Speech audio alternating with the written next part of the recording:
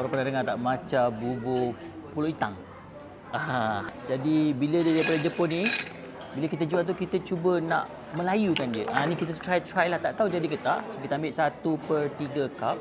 Kemudian kita susu matcha yuri je. Tak tahu rasa dia macam mana. Kita try.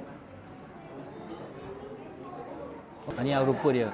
Matcha pulut hitam.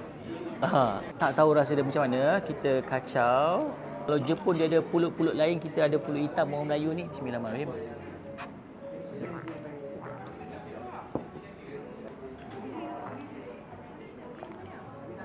Oh.